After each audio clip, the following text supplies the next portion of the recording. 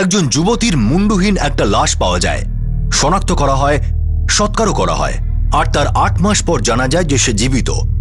দেখব এই কেসের দ্বিতীয় তথা শেষ ভাগ। ক্রাইম পেট্রোল সতর্ক। আঁচল, এটা রং নাম্বার। এখানে আঁচল বলে কেউ থাকে না। আমি জানি তুমি আঁচল, আর আমি তোমার স্বামী রাজীব বলছি। কনস্টেবল রাজীব জুহাল, তোমার মেয়ে রাশি জুহালের বাবা। এখন তোমার আর কি চাই? এতদিন পরে কেন ফোন করলে? আর আর আমার নাম্বার কোথা থেকে পেলে তুমি? পুলিশ একজন 29 বছরের মহিলার মুন্ডুহীন দেহ পেয়েছিল, যাকে শনাক্ত করেছিলেন তার মা বাবা যে সেই লাশটি তাদের মেয়ে আঁচলেরই। কনস্টেবল রাজীব জোহলের ছেড়ে চলে আসা স্ত্রী।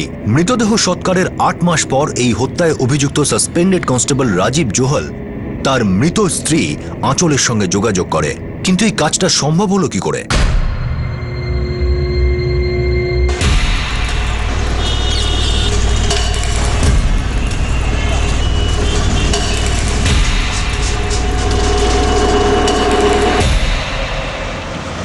চল। এই দাঁড়া দাঁড়া দাঁড়া দাঁড়া দাঁড়া। কি হলো?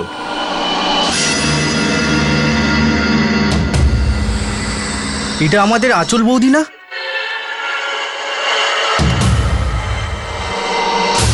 হ্যাঁ ভাই, ও তো আঁচল বৌদি।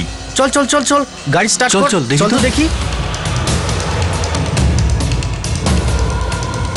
হাট। আরে ভাই সর না।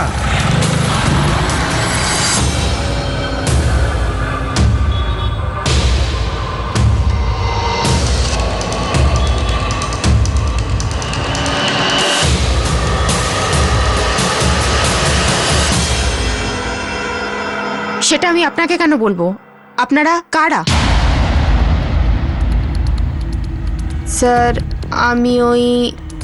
আমি ওর নাম কি জানি না, ব্যাস চুরির দাম জানতে এসেছিল। প্রায় কি এখানে আসে? না স্যার, আজকে প্রথমবারই এসেছিল। এটা আমি জোর গলায় বলতে পারি, ওটা আঁচল বৌদিই ছিল। কিন্তু দোকানের মহিলা তো বলছে যে বৌদিকে চেনেই না, আর আগেও কখনো দেখেনি।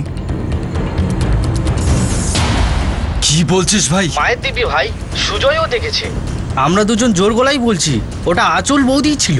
আরে তাহলে পিছু নিলি না কেন? করতে পারলে কি করতাম না, এক তো সামলাতে একটু সময় লেগে গেল, হঠাৎ করে উধাও হয়ে গেল। খোঁজ ভাই, যে করেই হোক খোঁজ। কি হয়েছে বাবা? আরে কি হয়েছেটা কি? কিছু না বাবা।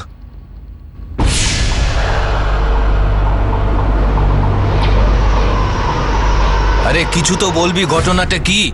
কার ফোন ছিল? শুধু এটুকু জেনে রাখো বাবা যে আমার সাসপেনশন খুব তাড়াতাড়ি উঠতে চলেছে।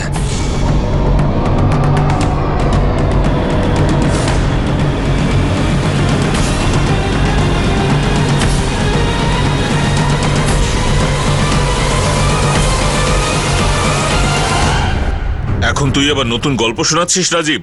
চোখে দেখা স্যার, আর সেটা আমার নয়। কনস্টেবল অজিত আর কনস্টেবল সুজয় নিজের চোখে দেখেছে ওকে ভাটিন্ডাতে। ওখানে ওরা ট্রেনিং এ গেছে। ওরা ওকে বাজারে দেখেই আমাকে সঙ্গে সঙ্গে ফোন করে।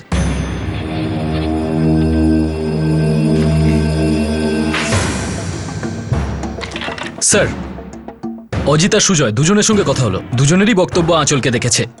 স্যার আমি সেদিন ওই লাশটা দেখে আপনাদেরকে ঠিকই বলেছিলাম, ওটা আঁচলের নয়।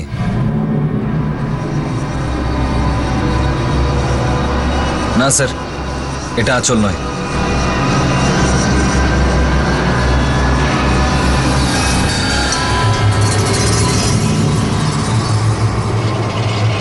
যে মহিলাকে কনস্টেবল অজিত আর সুজয় দেখেছিল ভাতিন্ডাতে, সে যদি আঁচল হয় তাহলে এক্ষুনি কন্ট্যাক্ট করতে হবে, কারণ খুন তো একটা হয়েছে আর লাশটারও দাহ কার্য হয়ে গেছে আঁচল ভেবে। এবারে বোধহয় আমরা পেয়ে যাব মাথা কাটা দেহর মাথাটা, কারণ এবার এই কেসটায় আমি একটা ষড়যন্ত্রের গন্ধ পাচ্ছি।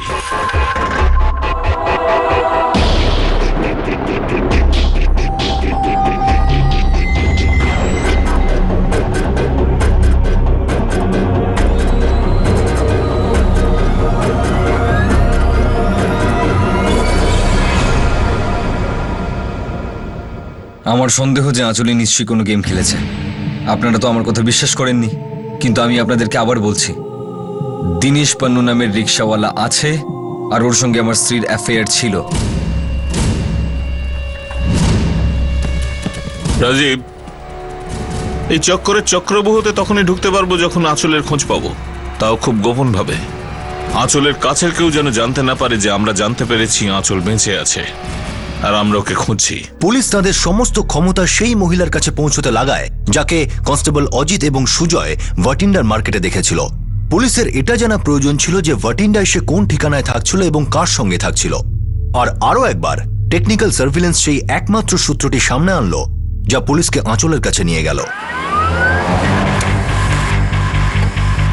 স্যার, আমরা যে চান্সটা নিয়েছিলাম সেটা কাজে দিয়েছে। আঁচলের মোবাইলের IMEI নাম্বার ট্র্যাক হয়ে গেছে। হ্যাঁ স্যার, আর ওর ফোন ভাটিন্ডাতে ইউজ হচ্ছে, আর তাতে একটা নতুন সিম কার্ড আছে 4445678775। এটাও তো হতে পারে মোবাইলটা অন্য কেউ ব্যবহার করছে। স্যার, ভাটিন্ডাতে যেখানে অজিত আর সুজয় ওকে দেখেছিল, এত বড় কাকতালিয়া কি করে হতে পারে? সিং, একটা কাজ করো, রাজীবকে ডাকো, ওকে বলো এই নাম্বারে ফোন করতে। স্যার,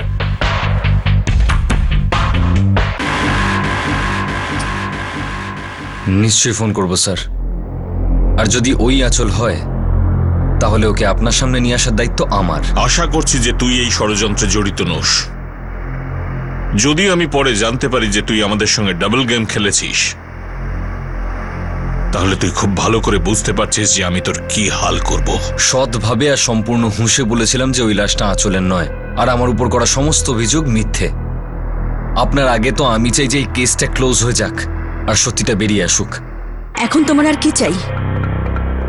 এতদিন পরে কেন ফোন করলে? আর আর আমার নাম্বার কোথা থেকে পেলে তুমি? একজন পুলিশের মেয়ে হয়েও ভুলে গেলে যে এক না একদিন ধরা পড়বেই। আমি সব দুঃস্বপ্ন মুছে দিয়েছি। তো আমায় পুরো ফাঁসিয়ে গেছো।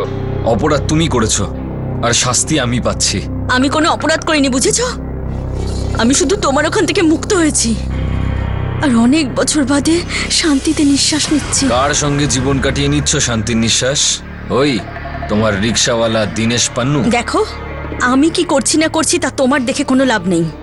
আর এটা ভুলো না, আমি তোমাকে ছেড়েছি। আমার অভাগী মেয়েটার মা তুমি, ওকেও ছেড়ে দিলে? ভালোবাসার খিদে এতটাই বেড়ে গেল? চুপ করো।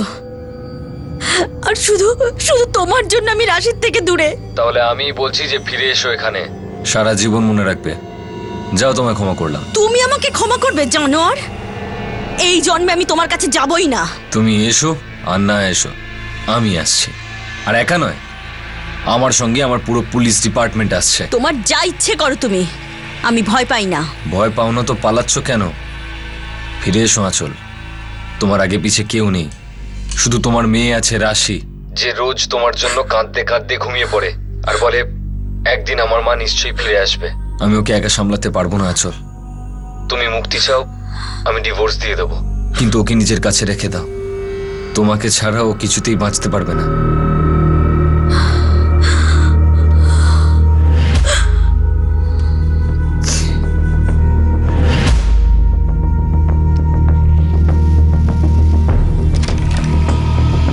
স্যার, আমার স্ত্রী আঁচল কালকে ফিরে আসছে। আমাদের মেয়ে রাশির দোহাই দিয়ে ওকে ফিরিয়ে আনছি। ও কাল নিজের বাপের বাড়িতে আসছে। সিং, এবার এই কেসটার একটা নতুন অধ্যায় খুলবে কাল।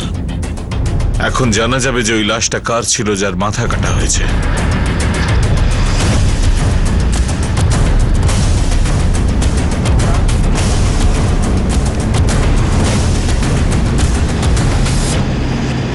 যার লাশের শনাক্তকরণ হয়েছিল, যার শেষকৃত্য সম্পাদন করা হয়েছিল, সেই আঁচলই এখন ফিরে এসেছে।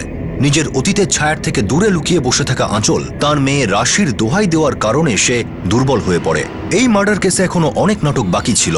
সেই মহিলা কে ছিল যাকে ইঁদুর মারা বিষ খাইয়ে মারা হয়েছিল, আর তারপর মাথা কেটে দেহ ফেলে রেখে যাওয়া হয়েছিল পুলিশের জন্য? কে ছিল এই হত্যার পিছনে? কি রহস্য ছিল এই ব্লাইন্ড কেসের?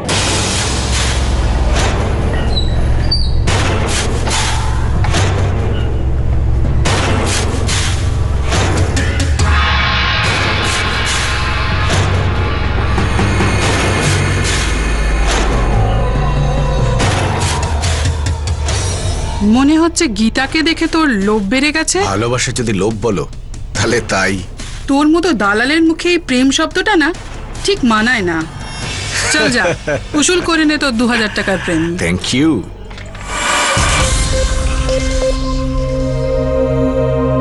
তুই আমাকে ছাড়া থাকতে পারিস না না? তাহলে সারা জীবনের জন্য আমাকে এখান থেকে নিয়ে যাচ্ছিস না কেন? এখনো তোমার নেশা অতটা চড়ে যায়নি সোনামণি যে তোমার সাথে ওড়ার কথা ভাববো।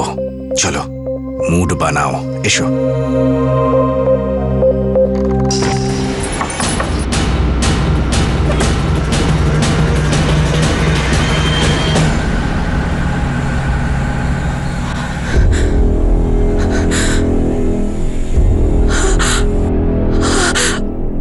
আচল,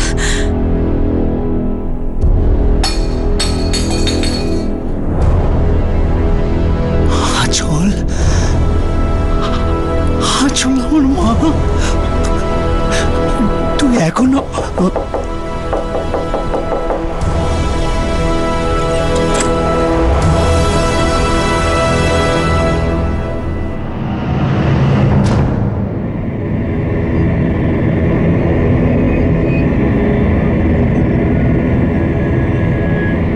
তুমি এবং তোমার স্ত্রী নিশ্চয়ই খুব অবাক হয়েছে আঁচলকে জীবিত দেখে। আমি তো এখনো বিশ্বাস করতে পারছি না স্যার। কিন্তু আমরা একটুও অবাক হইনি, কারণ আমরা গত 5 দিন ধরে জানি যে আঁচল জীবিত। এখন আঁচলই আমাদের বলবে যে ওই মেয়েটি কে ছিল যাকে ও খুন করেছে। স্যার আমি কাউকে খুনটুন করিনি। তুমি করেছো আঁচল।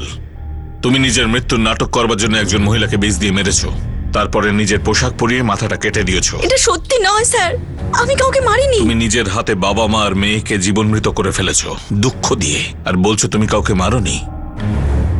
এখন তাড়াতাড়ি বলো ওই মহিলা কে ছিল। না স্যার, আমি কিছু জানি না। তাহলে তোমার বাবা মা নিশ্চয়ই জানেন। তারাও হয়তো এই ষড়যন্ত্রে লিপ্ত তোমার আর তোমার প্রেমিকের সঙ্গে। আমার প্রেমিক? এইসব কি বলছেন আপনি? দিনেশ রিক্সাওয়ালা। আমার মুখে দিনেশের নাম শুনি তোমার মুখটা এরকম রক্তশূন্য হয়ে গেল কেন? আঁচল বোধহয় এতেই তোমার ভালো হবে যদি সত্যিটা তুমি খুলে বলো। ওই মহিলা কে আর তার খুনের পেছনে কে ছিল? আমি বারবার আপনাদেরকে বলেছিলাম যে আমি আঁচলকে খুন করিনি, কিন্তু আপনারা চক্রান্ত করলেন আমায় ফাঁসানোর। কোনো ব্যাপার না, আর কিছুক্ষণের মধ্যেই সমস্ত সত্যি বেরিয়ে আসবে। আপনি গোটা পৃথিবীকে এটা বিশ্বাস করালেন যেহেতু আমি একজন পুলিশের লোক, আমি এই গোটা প্ল্যানটা করেছি নিজের স্ত্রীকে খুন করার জন্য। আর কিভাবে আমি কোনো প্রমাণ না ছেড়েই এই খুনটা করে ফেললাম। কিন্তু আপনি এটা ভাবেননি যে আমিও একজন পুলিশের লোক। এত সহজে তো আমি ফাঁসবো না। আর আপনি নিজেও একজন পুলিশের লোক হয়ে দারুণ খেলা খেললেন। ভুল লাশকে ইচ্ছাকৃত শনাক্ত করলেন, বিশ্বাসঘাতকতা করলেন আপনি নিজের উর্দির সঙ্গে, আমার সঙ্গে। শাস্তি তো আপনাকে পেতেই হবে।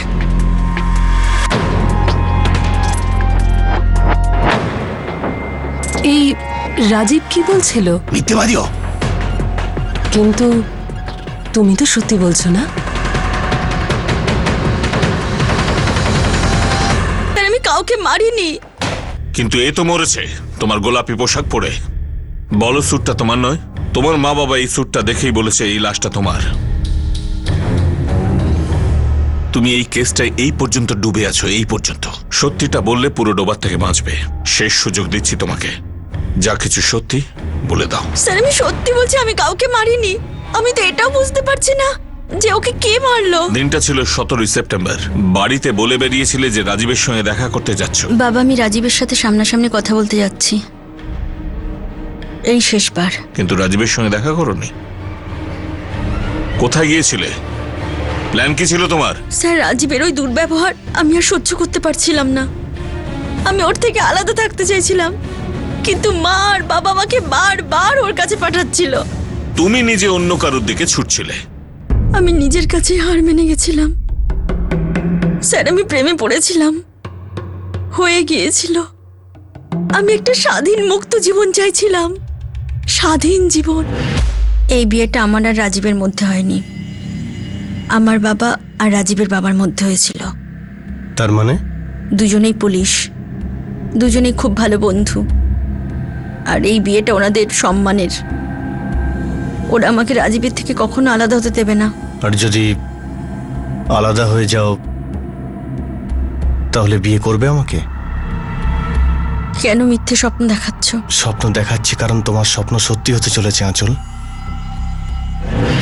তার মানে দিনেশের গল্পটা রাজীবের মন গড়া নয়। স্যার দিনেশ পানুর খবর আমি রাখতাম না তো কে রাখতো? আমার স্ত্রীর অ্যাফেয়ার চলছিল ওর সঙ্গে, সেজন্য আমি ওর সমস্ত খোঁজ নিয়ে নিই। স্যার আমি 17 সেপ্টেম্বর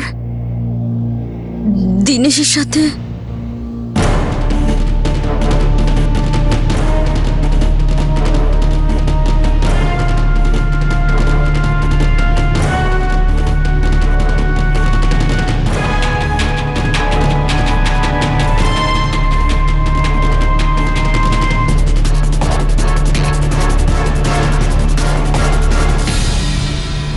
নিজের বাড়ির লোককে মিথ্যে বলেছো, এমনকি মেয়েটাকেও মিথ্যে বলেছো। স্যার এছাড়া আমার কোনো উপায় ছিল না। তোমার চুরিটা ধরা পড়ে গেছে, এবার তো স্বীকার করে নাও। স্যার আমি শুধু ওই বাড়ি থেকে বেরিয়েছিলাম, এছাড়া আমি কিছু জানি না। আসলে কেসটা হলো তোমার খুনের কেস, কিন্তু তুমি তো বেঁচে আছো। এই কেসটা এই সত্যের উপর দাঁড়িয়ে আছে যে লাশটা পাওয়া গেছে, যা শনাক্ত হয়েছে। তোমাকে মৃত ভেবে ওই লাশটা দাহ কার্য করা হয়েছে, আর তুমি তো দিব্যি বেঁচে। এটার একটাই মানে দাঁড়ায়, কেউ তো তোমাকে নিয়ে মৃত্যুর নাটকটা করেছে। দেখুন আমি এই নাটক ফাটকের ব্যাপারে কিচ্ছু জানি না। তুমি জানো কি জানো না তা নিয়ে কোর্টের কিছু এসে যায় না আঁচল। তুমি পুরোপুরি ফেঁসে গেছো। এখান থেকে বেরোনোর একটাই রাস্তা, যেটা সত্যি সেটা বলো, শুধু সত্যিটা। একটা কথা স্পষ্ট ছিল যে আঁচলের মৃত্যুর ষড়যন্ত্র করা হয়েছিল, কিন্তু সেই মহিলা কে ছিল যার মুন্ডহীন লাশটাকে আঁচল হিসেবে চিহ্নিত করা হয়? এক নতুন জীবনের সূচনা, একটা যন্ত্রণাময় সম্পর্ক থেকে মুক্তি। আঁচল তার জীবনের দ্বিতীয় ইনিংসের সূচনা একটা অপরাধের মাধ্যমে করেছিল, হত্যার মতো গুরুতর অপরাধ। আঁচলের পক্ষে কি এই অপরাধের ছায়া থেকে নিষ্কৃতি পাওয়া কোনোভাবেই সম্ভব ছিল? একেবারেই না, কারণ ক্রাইম নেভার পেজ। এসো গীতা, ভেতরে এসো। তো এতদিন তো খাঁচায় বন্দি ছিলে, এখন এই বাড়িতে তুমি পুরোপুরি মুক্ত। আমি জানতাম একদিন তুমি আমাকে নিশ্চয়ই মুক্ত করবে। তুমি যেভাবেই হোক আমাকে নিয়ে পালিয়ে আসবে। তোমাকে ছাড়াতে পুরো 50,000 লেগেছে। তোমার মালকিনের মুখ আর তুমি দেখবে না। এই নাও রেশমাবাই, পুরো 50,000 আছে। ইচ্ছেটাকে ভুল করে প্রেম ভেবে বসবেন না বাবু। আর এই কসাইখানাকেও তুমি খাটাল বলে ভাবার ভুল করো না রেশমাবাই। প্রতি রাতে এখানে 4-4টে লোক কাটতো, এখন তো সব দায়িত্ব আপনারই হাতে, তাতে আমার কি? তো নিয়ে যাবো? হ্যাঁ হ্যাঁ নিয়ে যাও।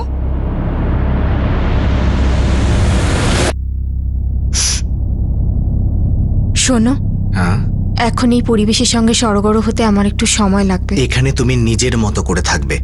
আমি এরকম স্বপ্ন দেখতেও ভয় পেতাম, আর তুমি এটাকে সত্যি করে দিলে।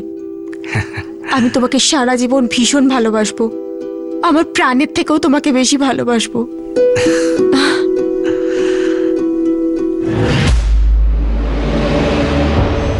আমি জানি না ওই মেয়েটাকে, সমস্ত প্ল্যান দিনেশ করেছিল।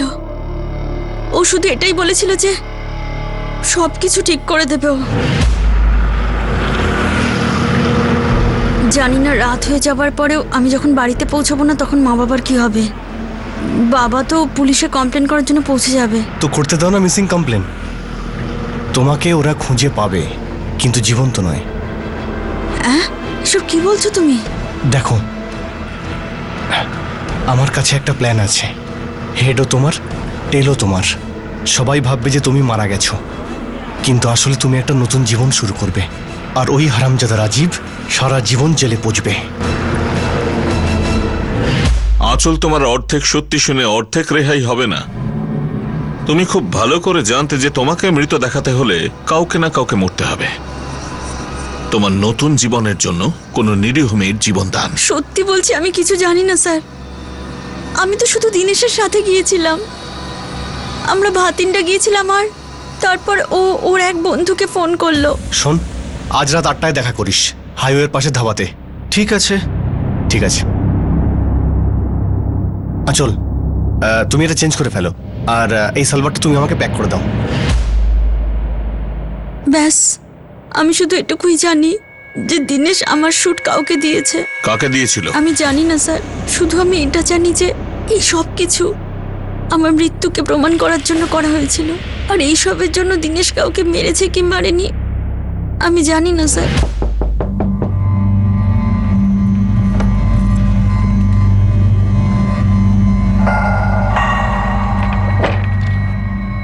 একটু তো মুখ মিষ্টি করাও।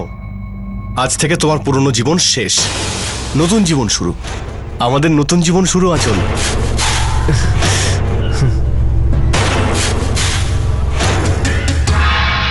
কি হয়েছে, খুশি না? না, খুব খুশি। তুমি হাত মুখ ধুয়ে নাও, আমি খাবার আনাচ্ছি। সত্যি সত্যি ও আমায় খুব ভালোবাসতো, আর আমি ওকে। ও আমার দুঃখ বুঝতে পারতো, যেটা রাজীব কোনোদিনও বোঝেনি।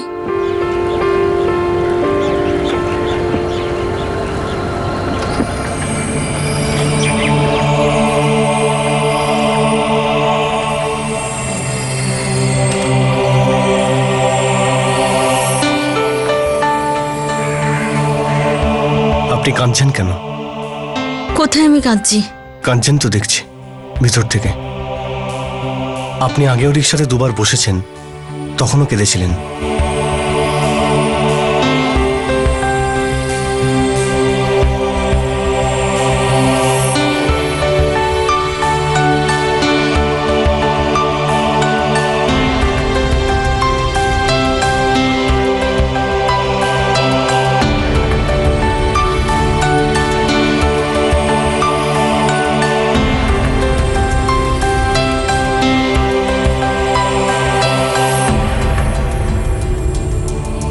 বসুন না।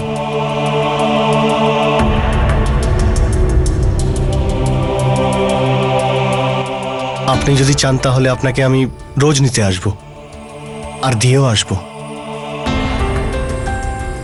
আমি রোজ দিনেশের সাথে দেখা করতাম, আর আস্তে আস্তে ওর সাথে সুখ দুঃখের কথা বলতাম। সব সময় তো দুঃখেই থাকতাম, সুখ তো শুধু ওর সাথেই পেতাম। দিনেশ আমার দুঃখটাকে বুঝতো, আমার কথা শুনতো। দেখতে দেখতে আমি ওকে ভালোবেসে ফেললাম। খুব তাড়াতাড়ি ওর দিক থেকেও আমি একটা ভালোবাসা পেলাম, এত ভালোবাসা যে জীবনে এর আগে কখনো পাইনি, আর হয়তো কখনো পাবও না। আমি জীবনে এমন কাউকে পেয়েছিলাম যে সত্যি আমার খেয়াল রাখতো। আমি সত্যিকারের ভালোবাসা পেয়েছিলাম স্যার। আঁচল, তোমার ভালোবাসার কাহিনী কারোর রক্তে লেখা হয়েছে, কোন নিরীহের রক্তে। সত্যি কথা বলো আঁচল, দিনেশ এখন কোথায় আছে? ভাতিন্ডায়। সবকিছু শেষ হয়ে যাবে, বোঝার চেষ্টা করো।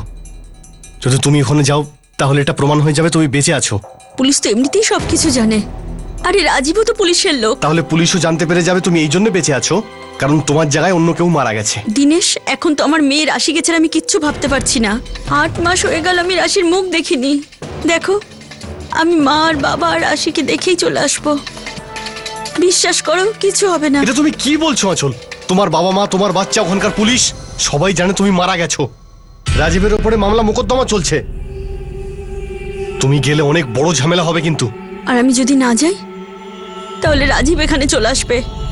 তখন আমাদের এই বাড়ি, তোমার আমার মধ্যে যা কিছু আছে সব শেষ হয়ে যাবে।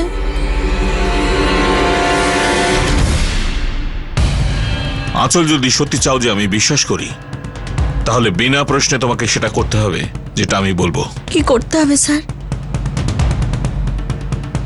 দিনেশকে এখন ফোন করো, ওকে বলো যে সেটাই হয়েছে যেটা তোমরা ভেবেছিলে।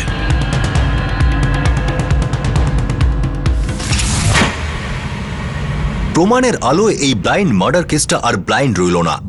এটা প্রমাণিত হয়ে গিয়েছিল যে এই গুরুতর অপরাধ আর ষড়যন্ত্রের মাস্টারমাইন্ড ছিল রিক্সা চালক দিনেশ পান্নু, কিন্তু সেই লাশটি কার ছিল এই সত্য প্রকাশ্যে আসা এখনো বাকি ছিল। কিন্তু তার আগে আরো কিছু নাটক হওয়াও বাকি ছিল।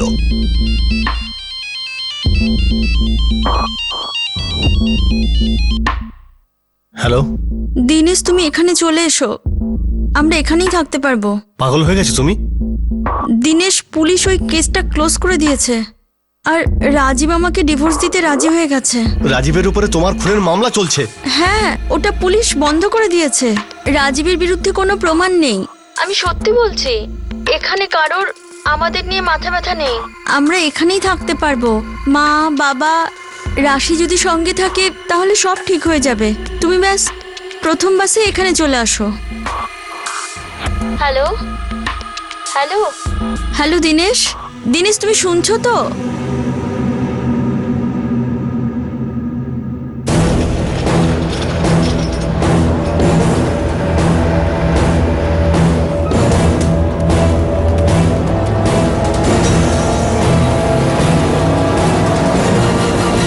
স্যার, দিনেশ ভাটিন্ডা থেকে বেরিয়ে পড়েছে। দুপুর 2টোর মধ্যে জলন্ধর পৌঁছে যাবে। আঁচল কথা বলছে। ওকে বলো কনস্ট্যান্ট কন্ট্যাক্ট রাখতে।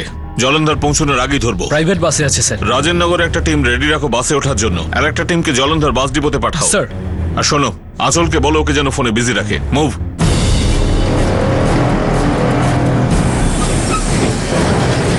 হ্যাঁ আচল, কিছুক্ষণের মধ্যেই আসছি। দিনেশ, আমি তোমাকে জলন্ধর বাস স্ট্যান্ডে নিতে আসছি। কোন বাসে আসছো তুমি? Rinki tour and travels. দিনেশের ছবি আছে তো তোর মোবাইলে?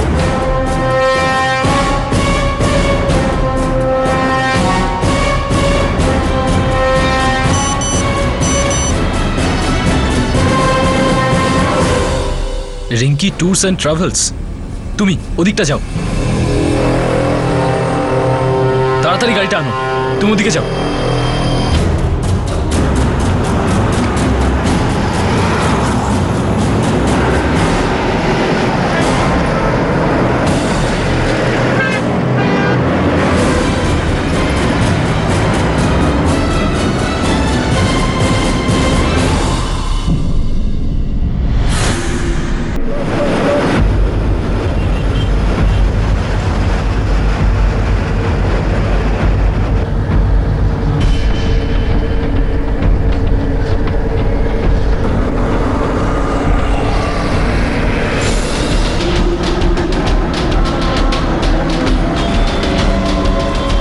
বাস আসছে, সবাই অ্যালার্ট হও, অ্যালার্ট হও সবাই।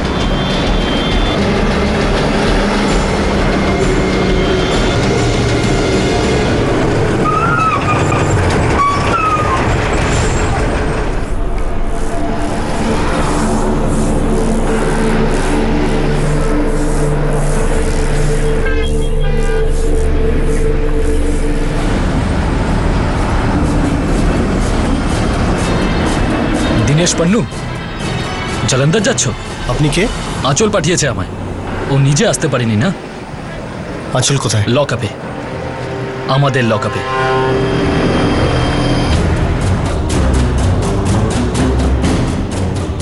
আচল? আচল আপনাদের সাহায্য করেছে আমাকে ধরার জন্য? তোমার কুকর্মই তোমাকে ধরিয়ে দিয়েছে। আর তুমি এটা ভেবে নিলে কি করে যে কাউকে খুন করে তুমি ভালোভাবে জীবন কাটাবে?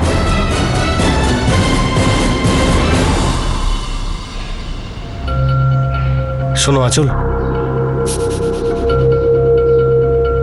আমি তোমার অপেক্ষা করব। তুমি নিজের বাড়িতে যাও, সবার সঙ্গে দেখা করো, আর থাকতেও পারো ওখানে 2-4 দিন, কিন্তু তারপর রাশিকে নিয়ে এখানে চলে এসো। আমি ওর দায়িত্ব নেব একজন বাবার মতো। কেউ তোমাকে যাই জিজ্ঞেস করুক না কেন, সবসময় একটাই উত্তর দেবে। আমি এটা বুঝতে পারছি না যে সবাই এটা কেন ভাবছে আমি মারা গেছি। ঠিক আছে, শুধু এটা বলবে রাজীবের থেকে বিরক্ত হয়ে আমি পালিয়ে গিয়েছিলাম, আর কিছু বলো না, বুঝেছো?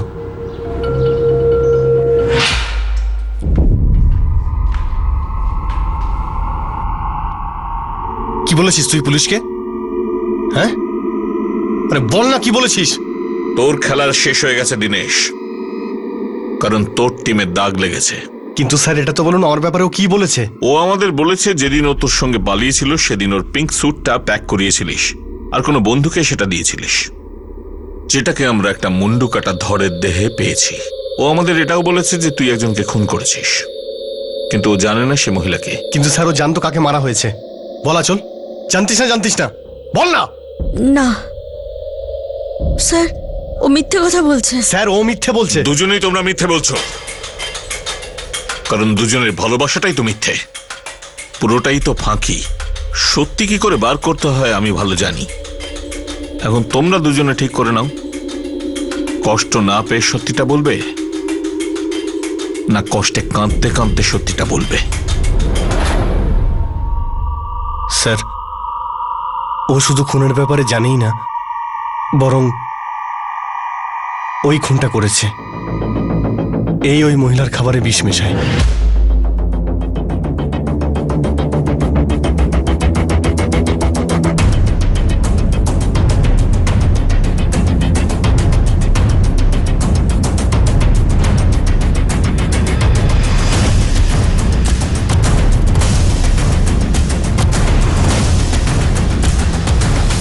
সবকিছু জানে ও, শুধু শুধু আমাকে ফাঁসাচ্ছে। এটা মিথ্যে, আমি কিছু জানি না। তোমাদের দুজনের এই ঝগড়া শুনবার জন্য না আমার কাছে টাইম আছে না ইচ্ছে। এবার তোমরা তাড়াতাড়ি বলো তো ওই মহিলা কে ছিল যাকে দুজনে খুন করেছো, তারপর ধর থেকে মুন্ডু আলাদা করেছো।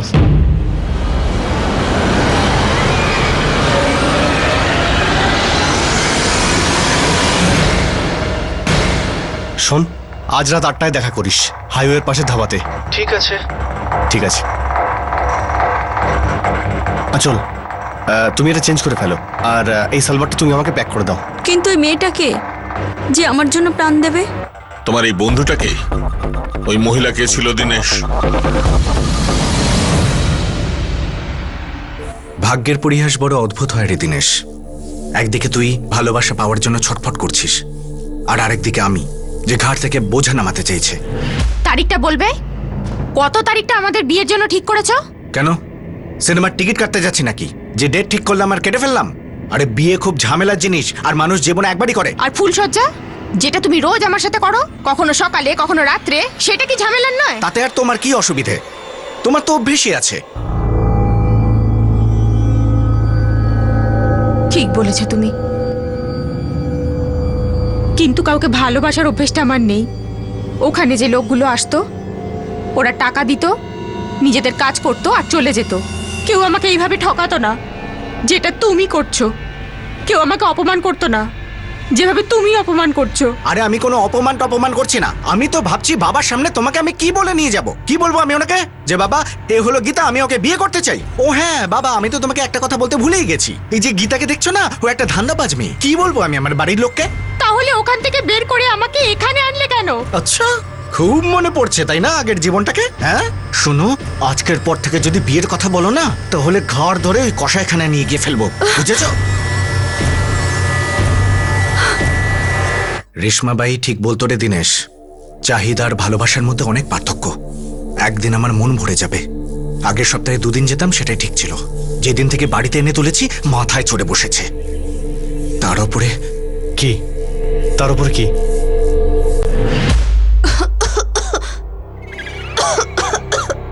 সেটাই যা ভেবেছিলাম। কি ব্যাপার ডাক্তারবাবু, কি হয়েছে? গীতা, তুমি HIV পজিটিভ।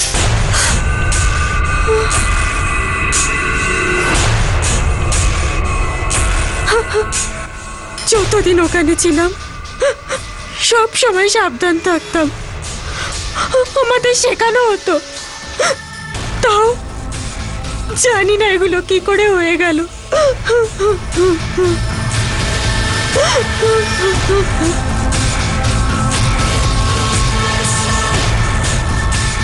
না, HIV রিপোর্ট তোমার ক্ষেত্রে নেগেটিভ এসেছে। বুঝতে পারছি না যে আমি আনন্দ করব যে আমার রোগ হয়নি, নাকি দুঃখ করব যে গীতা প্রত্যেকদিন আমার উপর বোঝা হয়ে দাঁড়াচ্ছে। আরে এত খরচা, তার উপর কান্না কাটি। দেখ ভাই, আমি আঁচলকে ছাড়া থাকতে পারবো না, আর তুই গীতার সঙ্গে থাকতে পারবি না। তাহলে আমরা একটা তীর দিয়ে 2টো নিশানা করব। কিচ্ছু বুঝতে পারছি না রে দিনেশ, তুই কি বলতে চাইছিস? গীতার আত্মীয় স্বজন কেউ ছিল না। ও যদি গায়েব হয়ে যেত, না তোর ব্যাপারে কেউ জিজ্ঞেস করতো আর না খোঁজ নিত। তার মানে সেই লাশটাই আমরা পেয়েছি, যার শরীরে আঁচলের কাপড়, সেটা গীতা ছিল।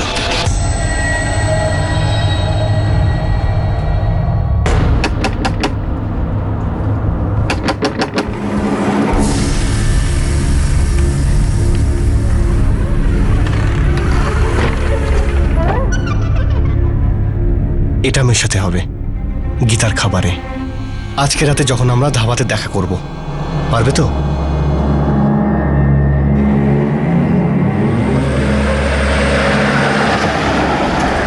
আমরা জলন্ধরে গিয়ে বিয়ে করব গীতা। আমার বন্ধু আর ওর স্ত্রীও আমাদের সাথে থাকবে। কোন বন্ধু? আমি তাকে দেখেছি কখনো? না, দেখা হবে ধাবায়।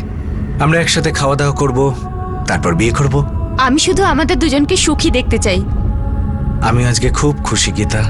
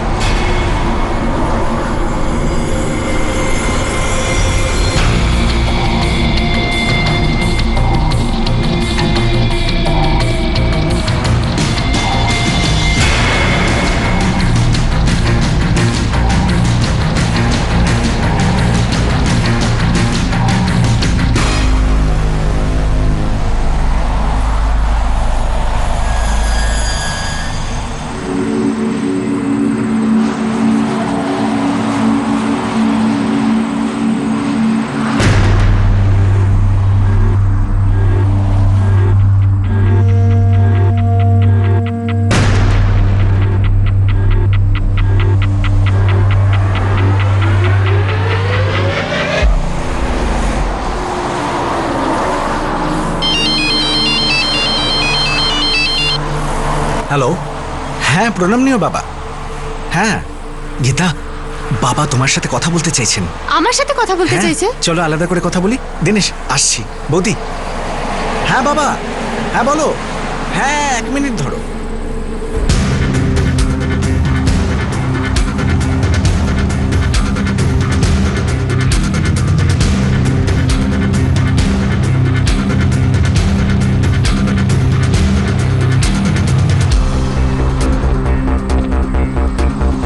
হ্যালো হ্যালো 1 মিনিট আমাকে দাও, দাও দাও। হ্যালো হ্যালো, মনে হচ্ছে কেটে গেছে। বাবার ফোনে বোধহয় প্রবলেম আছে। চলো খেয়ে নিই, পরে কথা বলবো। হ্যাঁ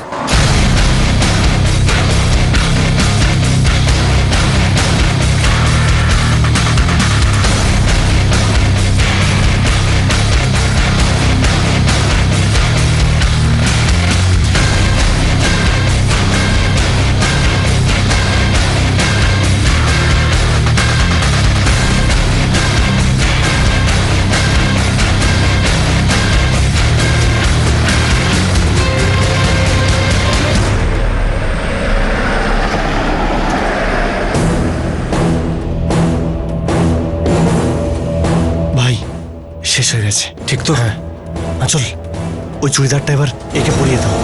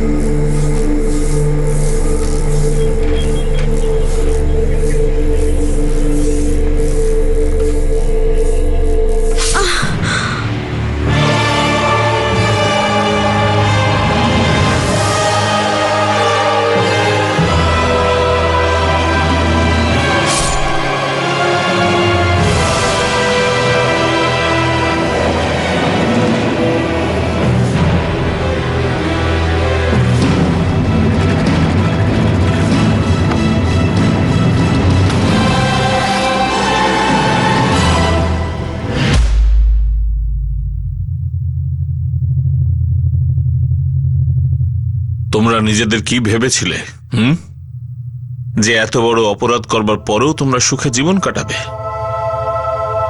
আঁচল, তুমি একজন 6 বছরের বাচ্চার মা। একবারও ভাবোনি যে তুমি জেলে গেলে ওই বাচ্চাটার কি হবে? আমি তো জেলেই ছিলাম স্যার, আর রাজীবের সাথে থাকা মৃত্যুর থেকে কিছু কম ছিল না। তফাৎ আছে আঁচল, খুব বড় তফাৎ। ওখানের থেকে বেরোনোর জন্য আমাদের কাছে আসতে পারতে, আইনের সাহায্য নিতে পারতে, রাজীবকে ডিভোর্স দিতে, নিজের জীবন নতুন করে শুরু করতে পারতে।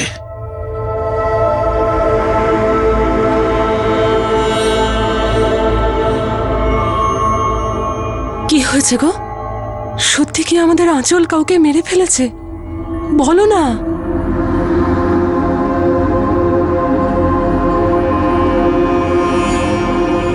বাবা, মা কখন আসবে? ও আর কখনো আসবে না। কেন? কেন না আমি জানি না সোনা।